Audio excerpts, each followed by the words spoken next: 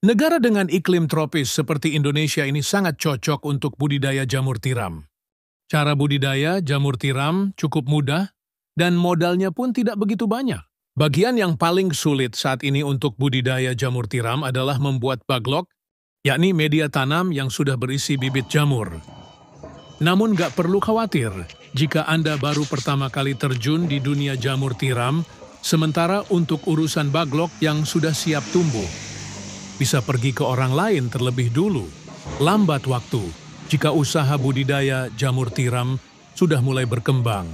Cobalah untuk membuat baglok sendiri. Nah, langsung saja inilah beberapa persiapan dan cara budidaya jamur tiram versi Jamur Ganteng Official. Yang pertama, menyiapkan kumbung.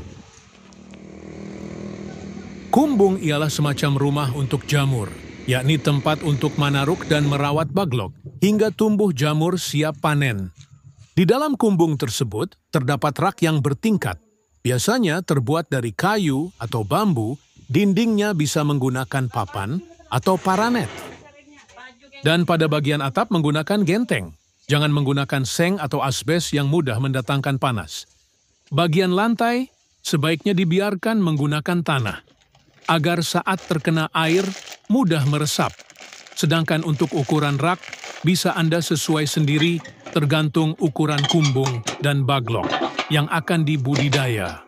Namun idealnya ketinggian ruang, sebaiknya tidak kurang dari 40 cm.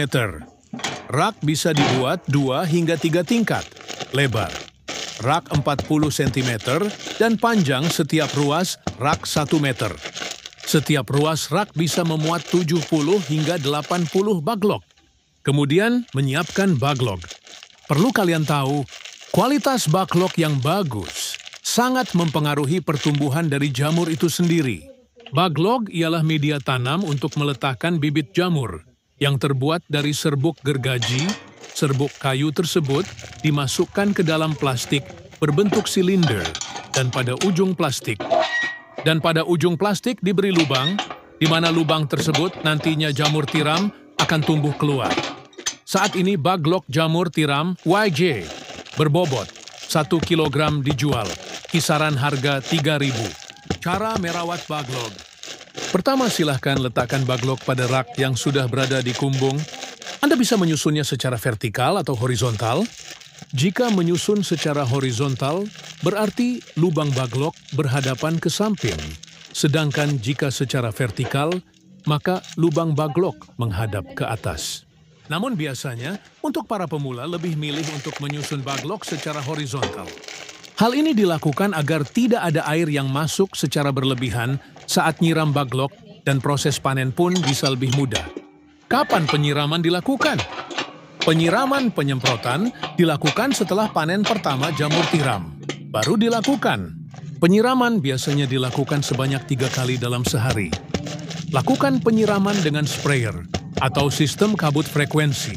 Penyiraman 2-3 kali dalam sehari tergantung suhu dan kelembaban kumbung. Proses panen. Inilah proses YG terakhir, yakni panen budidaya jamur tiram. Bila baglok yang digunakan permukaannya telah tertutup sempurna dengan miselium, biasanya dalam waktu 1 hingga 2 minggu sejak pembukaan tutup baglok. Baglok yang memiliki bobot sekitar 1 kg akan menghasilkan jamur sebanyak 0,7 kg. Jamur akan tumbuh dan sudah bisa dipanen jika dirawat dengan baik dan benar. Baglok jamur bisa dipanen hingga 4-5 kali panen. Setelah itu, baglok dibuang atau bisa digunakan bahan ompos.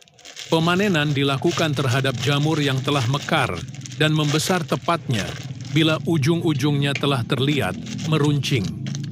Bila masa panen lewat setengah hari saja, maka warnanya menjadi agak kuning kecoklatan. Bila sudah selesai itu, jamur cepat layu dan tidak tahan lama. Kemudian jarak panen pertama ke panen kedua berkisar 2 hingga 3 minggu. Semoga bermanfaat dan barokah. Amin, amin, amin. Monggo YJ minat mau usaha jamur tiram, bisa diorder baglok jamur tiramnya via 108 5259 352057 atau via Shopee Yayan Mushroom, gratis, konsultasi seputar dunia perjamuran, tidak usah khawatir, takut gagal siap dibimbing sampai berhasil.